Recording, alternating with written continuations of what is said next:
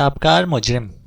हर कदम सोच समझ कर उठाने में ही आफियत व आष्टी छुपी होती है, लेकिन उजलत पसंद और सहल परस्त अक्सर इस आफियत को दरखोरे एतना नहीं समझते। बिना सोचे समझे वो कर गुजरते हैं जिसका अंजाम सिर्फ नाकामी की सूरत में निकलता है।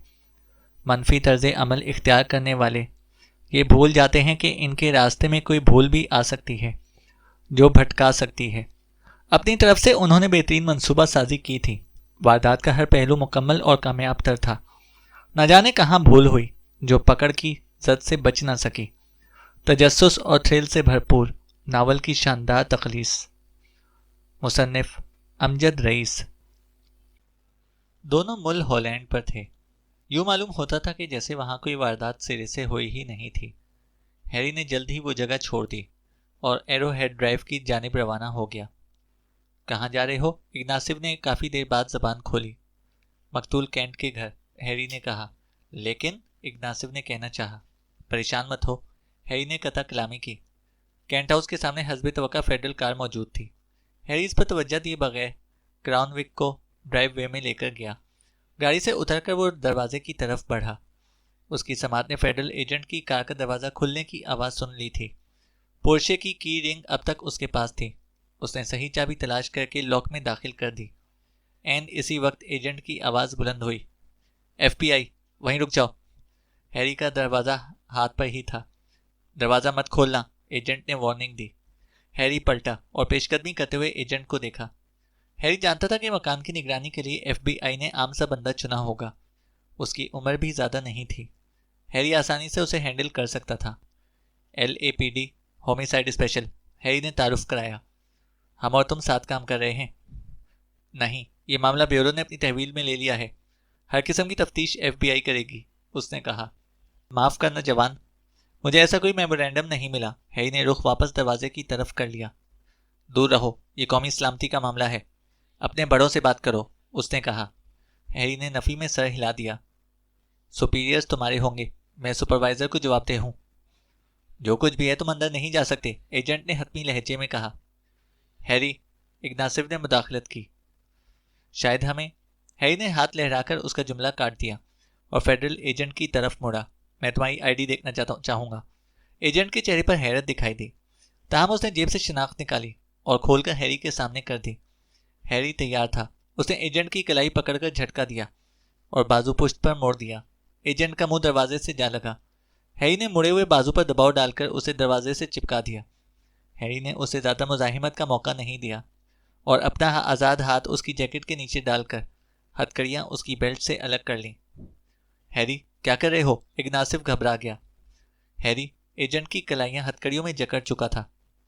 मैंने तुम्हें कहा था कि कोई हमारा रास्ता नहीं रोक सकता, हैरी ने इग्नासिव से कहा। फेडरल एजेंट के हाथ उकों में जकड़े जा चुके थे। बैज अभी तक हाथ में था। हैरी ने बैज लेकर खोला। नाम की जगह क्लिफर्ड मैक्सवेल लिखा था। हैरी ने बैज वापस जैकेट की जेब में रख दिया। अपना कैरियर ख़त्म समझो, मैक्सवेल ने सुकून से कहा। पुरानी बात है, हैरी ने इत्मीनान से जवाब दिया। मैक्सवेल ने इग्नासिव की तरफ देखा। तुम भी इसके हमनवा हो तो तुम्हें भी भुगतना पड़ेगा, खूब सोच लो। बकवास बंद करो, हैरी तड़का। मुसीबत में हम नहीं तुम पड़ोगे जब तुमसे जवाब तलब किया जाएगा कि 2 मकामी पुलिस वालों को संभालने में तुम क्यों नाकाम हुए हो। हैरी ने दरवाज़ा खोला और उसे अंदर धकेल दिया। लिविंग रूम में उसे एक कुर्सी पर बिठा दिया गया। हैरी ने तलाशी लेना शुरू की और शोल्डर होल्स्टर से गन बरामद कर ली। उसे फेडरल एजेंट की जकड़बंदी इस तरह की थी कि वह पुश्त पर बंधे हाथ कुल्हों और टांगों के नीचे से निकालकर सामने ना ला सके। मुतमईन होने के बाद वो खड़ा हो गया। आराम करो, हम ज़्यादा वक्त नहीं लेंगे। हैरी ने बॉलवे की तरफ जाते हुए इग्नासिव को पीछे आने का इशारा किया। तुम ऑफिस को खंगालो, मैं पहले बेडरूम की तरफ जाऊंगा, उसने हिदायत दी। हम कोई भी शय और हर चीज़ को देखेंगे। मतलूबा शय सामने आएगी तो खुद बोलेगी। कंप्यूटर को देखना, मामूल से हटकर कुछ नज़र आए तो जहन में रखना, हैरी ने कहा। हैरी, इग्नासिव ने कहना चाहा। हैरी रुककर पलटा और अपने नए पार्टनर को देखा। इग्नासिव के चेहरे पर हरास नुमाया था। हैरी उसके इजहार ख्याल का मुंतज़िर था। हालांकि वो मैक्सवेल से ज़्यादा फासले पर नहीं थे। हमें ऐसा नहीं करना चाहिए, इग्नासिव ने कहा। फिर कैसा करना चाहिए? Proper channel. हमारा बॉस उनके बॉस से बात करे और इजाज़त मिलने का इंतज़ार करे, हैरी ने कहा। इग्नासिव ने लिविंग रूम की तरफ इशारा किया। میں وقت کی اہمیت کو سمجھتا ہوں. یہ ہمارے بیج اتروا دے گا. مجھے پرواہ نہیں، لیکن اس طرح ڈیوٹی سے ہٹایا گیا تو بڑی سبکی ہوگی، اگناسیو نے کہا. ہیری آگے بڑھا اور نرمی سے اگناسیو کے شانے پر ہاتھ رکھ کر دھیرے سے کہا، تم نئے ہو، بہت سی باتیں آگے چل کر سیکھ جاؤ گے. تمہیں یا ہمیں کچھ بھی نہیں ہوگا، کوئی انگلی نہیں لگا سکتا، اوکے؟ میں جانتا ہوں کہ یہ لوگ کیسے کام کرتے ہیں. ان کے لیے سب سے اہم امر یہ ہے کہ کسی معاملے میں ان کی ساکھ خراب نہ ہو. یہ پہلی ترجیح ہے، ان کا فلسفہ کہہ لو. یہ فلسفہ ہر فیلڈ ایجنٹ کی ہڈیوں میں اترا ہوا ہے کہ بیورو کی ساکھ کو خراب نہیں ہونا چاہیے. ہم نے یہاں جو کچھ کیا ہے اور اس کو آزاد کر کے واپس جائیں گے تو وہ کسی کو ہوا بھی نہیں لگنے دے گا کہ وہ اپنی ڈیوٹی انجام دینے سے قاصر رہا. اوکے، ہیری نے کہا. اگناسیو نے ہچکچاہٹ کے ساتھ سر ہلا دیا. بس پھر شروع ہو جاؤ. گزشتہ مرتبہ مجھے یہاں زیادہ دیر تک رکنے کا موقع نہیں ملا تھا. مجھے بریز کے ساتھ سینٹ اگاتھا کلینک جانا پڑ گیا تھا. اب میں دن کی روشنی میں تفصیلی جائزہ لینا چاہتا ہوں. یاد رکھنے کی بات یہ ہے کہ ہر واردات میں کوئی نہ کوئی نشان رہ جاتا ہے. ایار سے یار مجرم غلطی کرتا ہے. ہنر یہ ہے کہ اس نشان کو ڈھونڈ لیا جائے. میں نہیں سمجھتا کہ اب تک کسی نے کوئی اہم کلیو حاصل کیا ہوگا. میرے نزدیک وہ لائن ہی غلط ہے جس پر وہ کام کر رہے ہیں، یعنی دہشت گردی. بظاہر تابکاری مواد کے غیاب کے باعث ان کے موقف میں وزن ہے، ہیری نے کہا. اوکے ہیری، اگناسیو بولا. ابھی ہیری خوابگاہ میں داخل ہونے ہی والا تھا کہ اگناسیو کی آواز آئی. ہیری پلٹا اور آفس کا رخ کیا. کیا بات ہے؟ ہیری نے پوچھا. کمپیوٹر غائب ہے. اگناسیو ڈیسک کی دوسری جانب کھڑا تھا. ہیری کی تیوریوں پر بل پڑ گئے. وہ لے گئے؟ ایف بی آئی؟ اگناسیو نے پوچھا. ظاہر ہے، ہیری نے جواب دیا. دوسری چیزیں دیکھو، ہمیں یہاں سے کچھ لے کر نہیں جانا ہے. ہیری واپس ماسٹر بیڈ روم کی جانب چلا گیا. پیشاب کی ہلکی سی بو اب تک موجود تھی. کمرے پر ایک تائرانہ نظر ڈال کر وہ ڈریسنگ ٹیبل پر آ گیا. ٹیبل ٹاپ پر ایک جانب لیمپ اور دوسری جانب فریم شدہ فوٹو رکھا تھا. ہیری نے فریم اٹھا کر بغور فوٹو کو دیکھا. گلاب کے پودے کے قریب کینٹ اور مسز کینٹ کھڑے تھے. 8-10 سرخ گلاب کھلے تھے. پس منظر میں دور پہاڑی پر بڑے بڑے حروف تہجی تھے جو ہالی ووڈ کی نشاندہی کر رہے تھے. ہیری نے اندازہ لگایا کہ فوٹو بیک یارڈ میں لیا گیا تھا. ایلیسیا کے چہرے پر مسکراہٹ تھی. کمرے میں خوش و خرم جوڑے کی کوئی اور تصویر نظر نہیں آ رہی تھی. ہیری نے فوٹو واپس رکھا اور یہ کے بعد دیگر درازیں کھولنا شروع کر دیں جو ذاتی اشیاء سے بھری ہوئی تھیں. بیشتر اشیاء مقتول اسٹینلے کینٹ کی تھیں. نچلی دراز میں ایک کونا خالی تھا. ہیری کے اندازے کے مطابق وہ جگہ کینٹ کی گن کے لیے مخصوص تھی. اس نے درازیں بند کر دیں اور ٹیبل کی دوسری جانب کونے میں چلا گیا. وہ نئے زاویے سے کمرے کا جائزہ لینا چاہتا تھا. ماں اسے خیال آیا کہ کرائم سین کے فوٹو فائل اور فائل گاڑی میں تھی. وہ باہر نکلنے کے لیے لیونگ روم سے گزرا تو میکسویل کرسی سے نیچے فرش پر پڑا تھا. وہ یقیناً جدوجہد کرتے ہوئے کرسی سے گرا تھا. چہرے پر پسینہ اور سرخی تھی. اس نے ہاتھوں کو سامنے لانے کے لیے نصف کامیابی حاصل کر لی تھی، تاہم اس کوشش میں وہ مزید الجھ گیا تھا. مجھے آزاد کرو، اسے بھنائے ہوئے انداز میں کہا. ہیری نے بمشکل اپنی ہنسی کا گلا گھونٹا. بس چند منٹ اور. وہ باہر نکل گیا. گاڑی میں سے سائنٹیفک انویسٹیگیشن ڈویژن کی فائل نکال کر وہ واپس آ گیا. فائل میں کرائم سین کے فوٹو، رپورٹس اور ای میل کیا گیا ایلیسیا کا کینٹ کا فوٹو بھی موجود تھا. میکسویل نے پھر اسے مدد کے لیے پکارا لیکن ہیری نے اسے نظر انداز کر دیا. بیڈ روم میں آ کر اس نے ایلیسیا کا فوٹو نکالا. اسے دیکھتے ہوئے کمرے کا جائزہ لیا. پھر الماری کے پاس آ کر شیشے والا پٹ کھولا. دھیرے دھیرے پٹ کھولتے ہوئے وہ فوٹو اور بیڈ کو دیکھ رہا تھا. ایک مقام پر زاویہ میچ کر گیا، یعنی فوٹو الماری کے پاس کھڑے ہو کر کھینچا گیا تھا. ہیری نے الماری کے دونوں پٹ کھول دیے. پھر وہ اس جگہ کھڑا ہو گیا جہاں سے فوٹو لیا گیا تھا. اس نے نگاہیں باریک بینی سے کمرے اور بستر کا جائزہ لے رہی تھیں. وہ پر امید تھا کہ کوئی شے اس کے ساتھ ہم کلام ہوگی. دفتن اس نے دیکھا کہ بستر کے ساتھ کلاک بند پڑا تھا. ہیری نے فوٹو پر نگاہ ماری. اس میں بھی کلاک بند تھا. وہ آگے بڑھا اور جھک کر نیچے دیکھا. کلاک کا پلگ نکلا ہوا تھا. اس نے پلگ کو جگہ پر لگا دیا. ڈیجیٹل اسکرین روشن ہو گئی. وہاں سرخ رنگ کے 12 کے ہندسے چمک رہے تھے. کلاک کام کر رہا تھا. وقت ٹھیک کرنا تھا. ہیری سوچ میں پڑ گیا. سوچ کا محور ایلیسیا تھی. بظاہر وہاں آنے والوں نے پلگ نکالا تھا، لیکن کیوں؟ شاید اس لیے کہ ایلیسیا کینٹ یہ نہ جان سکے کہ ان دونوں نے وہاں کتنا وقت گزارا تھا. کلاک کے سوال کو اس نے ذہن سے ہٹایا اور بستر کے قریب جا کر تصاویر کی فائل کھولی. کلوزٹ کی طرف دیکھا. کوئی بات تھی جو گرفت میں نہیں آ رہی تھی. ہیری نے دباؤ محسوس کیا. کیا بات ہو سکتی ہے؟ اس نے گھڑی چیک کی. فیڈز کے ساتھ میٹنگ میں کئی گھنٹے تھے. وہ خوابگاہ سے نکل کر ہال سے ہوتا ہوا کچن میں آیا. تمام کمرے دیکھے. ایک کمرے سے نکلتے وقت وہ اچانک تھم گیا. کمرے میں اس نے واک آؤٹ کے ربر میٹ دیکھے. اس کی نگاہ دیوار کے ایک حصے پر تھی جہاں مستطیل شکل میں رنگ بکیا دیوار کے مانند معمولی تفریق کا حامل تھا. گویا وہاں سے کوئی کیلنڈر یا بڑا پوسٹر اتارا گیا تھا. کونوں پر ٹیپ کے نشانات بھی تھے. وہ کچھ دیر مستطیل خالی جگہ کو گھورتا رہا، پھر لیونگ روم میں آ گیا. واپس کچن میں آیا اور عقب سے گارڈن میں نکل گیا. بعد ازاں اس نے گیراج کا جائزہ لیا. کوئی خاص چیز نظر نہیں آئی. دوسری معمول کی اشیاء کے ساتھ ایک برٹش کین تھا جس کے نیچے پہیے بھی لگے ہوئے تھے. وہ نکلتے نکلتے کین کے پاس رک گیا اور اسے کھولا. پلائی حصے میں کاغذی تولیوں کے ٹکڑے تھے. قوت شامہ سے انگوروں کی مہک ٹکرائی. اس نے ایک ٹکڑا چٹکی سے پکڑ کر اٹھایا. یوں لگا جیسے کسی نے ان کی مدد سے گرا ہوا انگوروں کا رس صاف کیا تھا. ان پر سرخ انگوروں کے کاسنی دھبے موجود تھے. کین بند کر کے وہ واپس اندر آیا اور اس باتھ روم میں گیا جہاں سے جلی ہوئی سگریٹ کی راکھ راشیل لے کر گئی تھی. کموڈ کے پاس پانی کے ٹینک پر اس نے براؤن نشان دیکھا. وہ سمجھ نہیں سکا کہ اس کی کیا توجہ ہو سکتی ہے. سگریٹ کو فلیش میں ڈال کر پانی کے ذریعے غائب کیا جا سکتا تھا. وہاں سے نکل کر اس نے اگناسف کو آواز دی اور چلنے کا اشارہ کیا. میکسویل فرش پر کلبلا رہا تھا. مردود مجھے کھولو، میکسویل کہہ رہا تھا. چابی کہاں ہے؟ ہیری نے پوچھا. کوٹ میں بائیں جانب، میکسویل بولا. ہیری نے اس کے ہتھکڑیوں والے ہاتھ ٹانگوں سے نکال کر آگے کیے اور چابی کچھ فاصلے پر پھینک دی. کیا کر رہے ہو؟ میکسویل چلایا.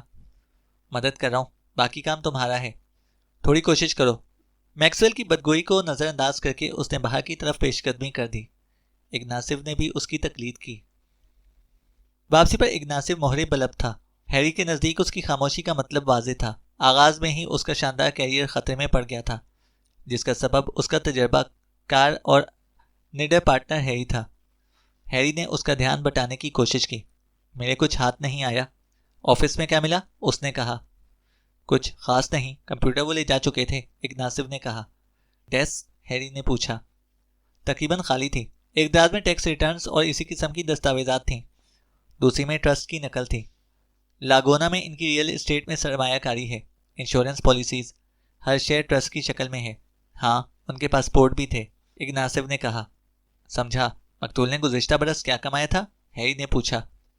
$250,000. کمپنی میں بھی اس کا 50% حصہ ہے، اگناسف بولا. بیگم کیا کرتی ہے؟ ہیری نے کہا. کچھ نہیں، اگناسف نے کہا.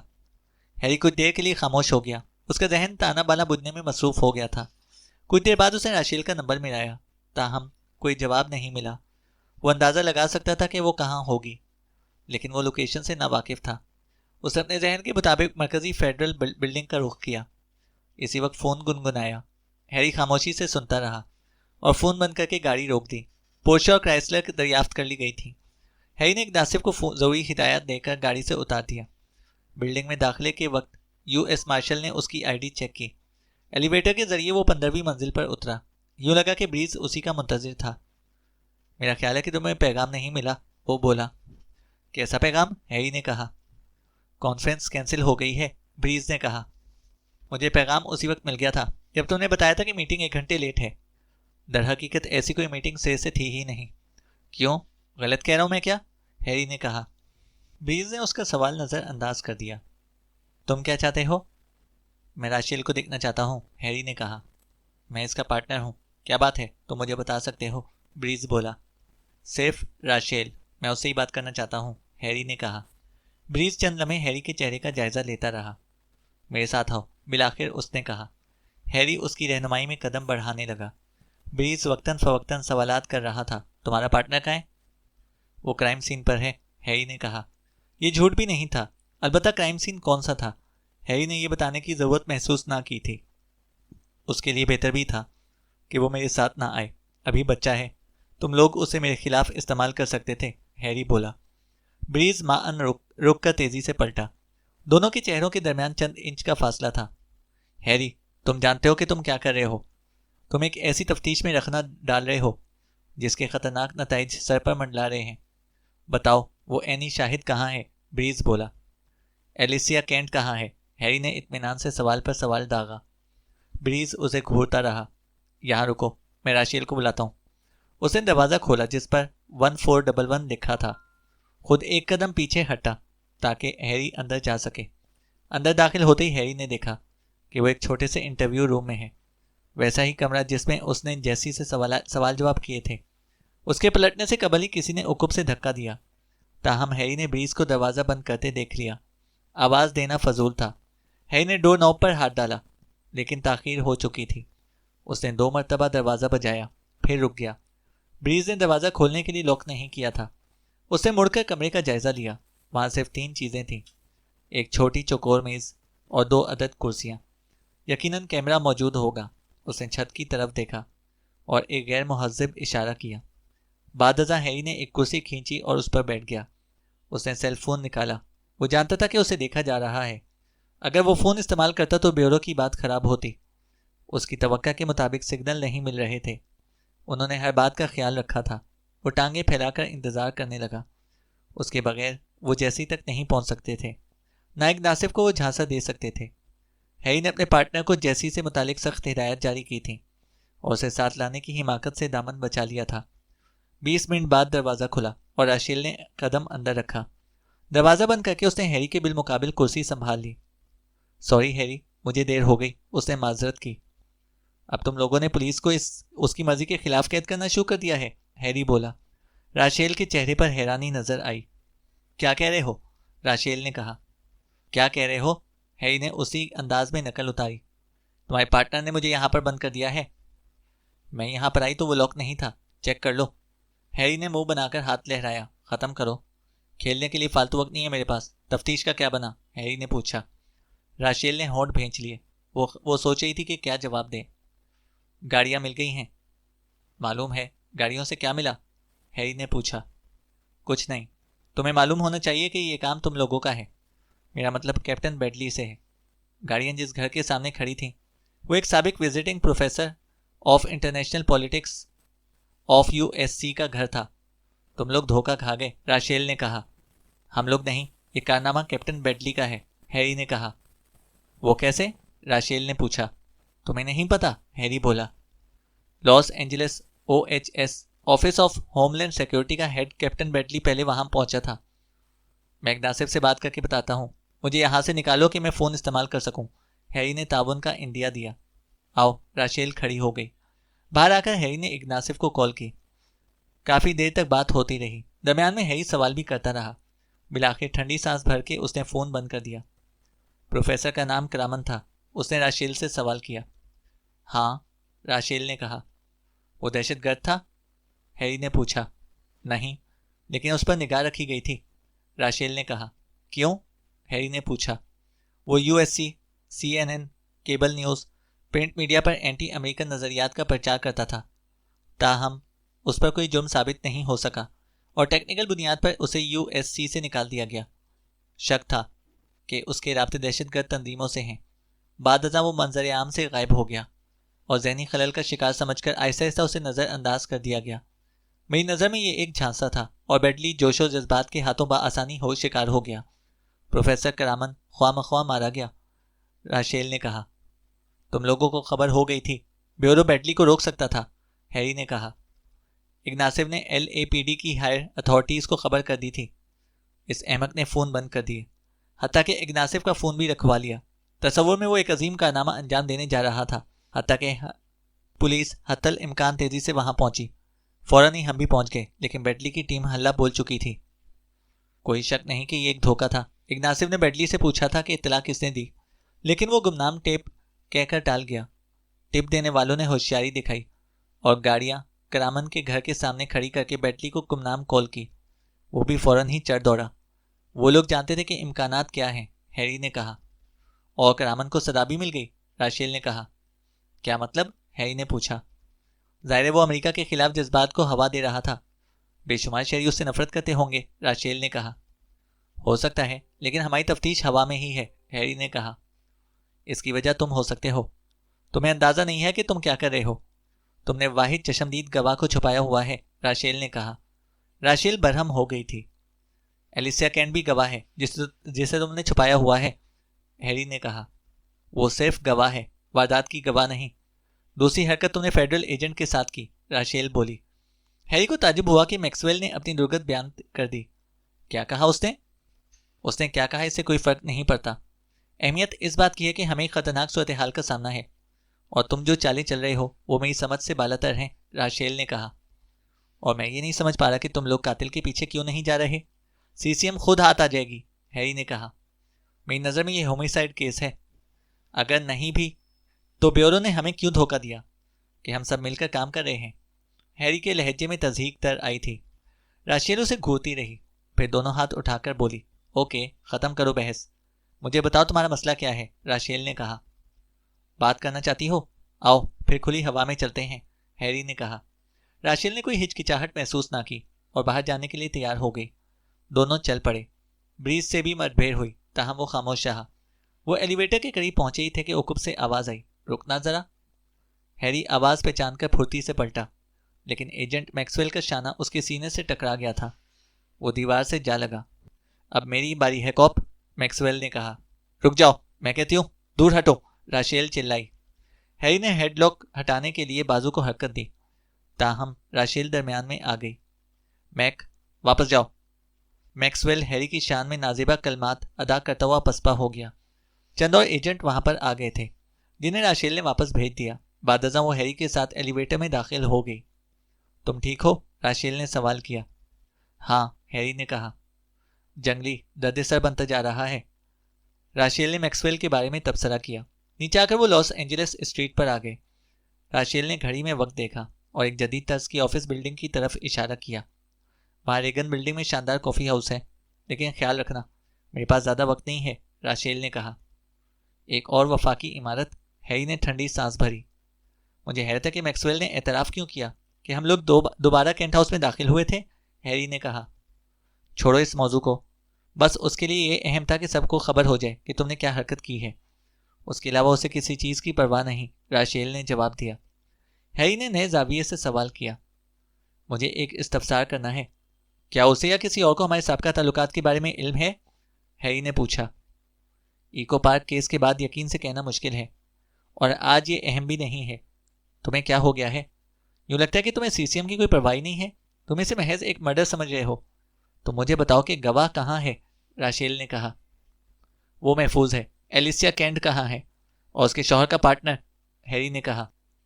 راشیل نے جزبز ہو کر کہا، وہ دونوں محفوظ ہیں، پارٹنر سے تفتیش ہو رہی ہے، نیز ایلیسیا کینٹ سے ہم کوئی کام کی بات حاصل نہیں کر سکے، وہ کسی قسم کی مدد فراہم نہیں کر سکی، راشیل نے کہا۔ میرے خیال میں تم غلطی پر ہو، وہ پہلی مددگار ثابت ہو چکی ہے، ہیری نے کہا۔ راشیل کی آنکھوں میں ابھرنے والا تحیر کا عنصر بہت واضح تھا۔ کیسے؟ وہ تو ان دونوں کے چہرے تک نہیں دیکھ سکی تھی۔ اس نے صرف ایک نام بتایا ہے جو اس نے دونوں کی گفتگو کے دوران سنا۔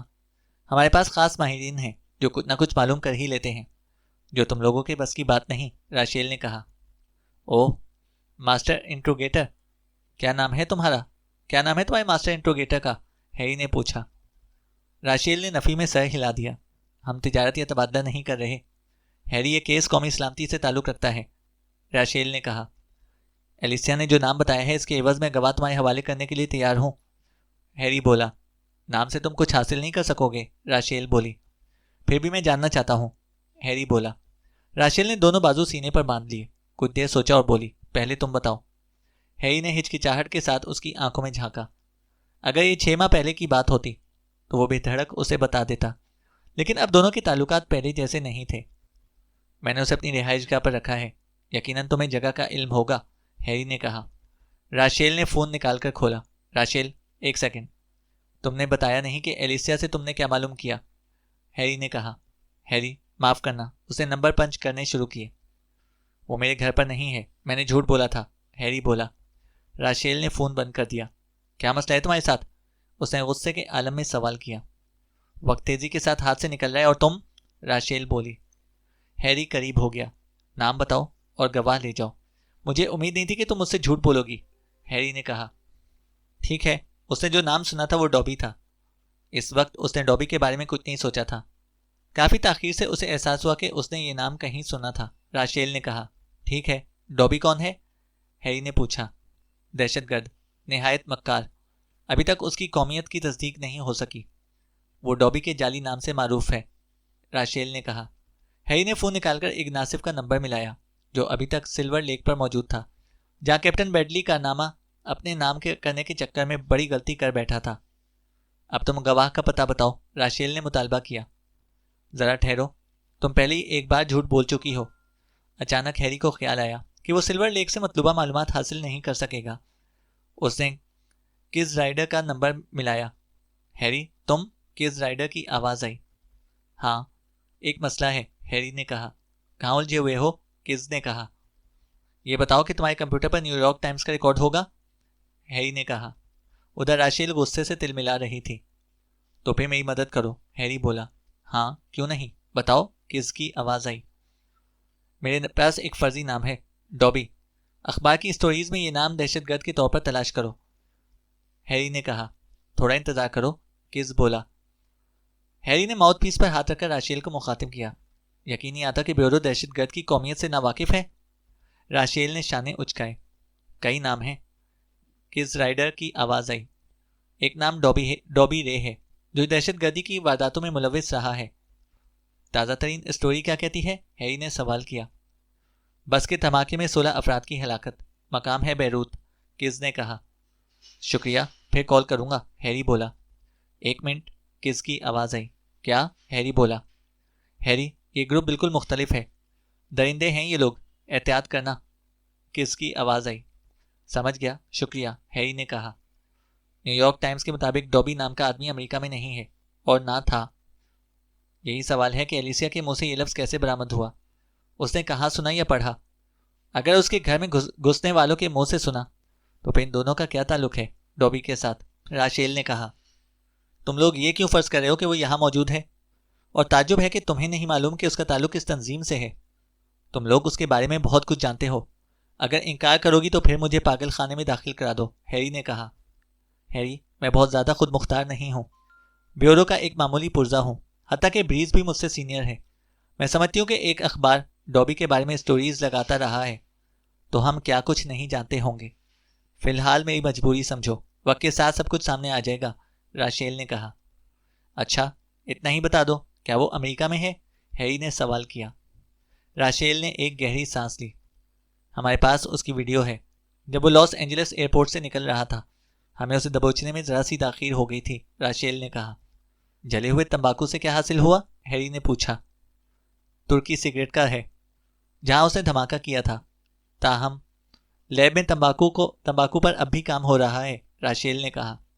ہیری نے سوالات کا سلسلہ ختم کرتے ہوئے سر ہلایا۔ معاً اسے اپنی حماقت کا احساس ہونے لگا، کیونکہ اس نے اب تک جیسی کو اپنی تحویل میں رکھا تھا۔ کیا اس کے اندازے غلط تھے؟ کیا واقعی دہشت گردی کا معاملہ ہے؟ گواہ ولکاکس کے مارک ٹوین ہوٹل میں ہے، کمرہ نمبر 303، فرضی نام چارلز ڈکنز ہے، وہ بولا۔ کیوٹ، راشیل نے پھرتی سے ایک بار پھر سیل فون نکالا۔ راشیل، ایک بات اور، ہیری نے کہا۔ کیا؟ وہ بولی۔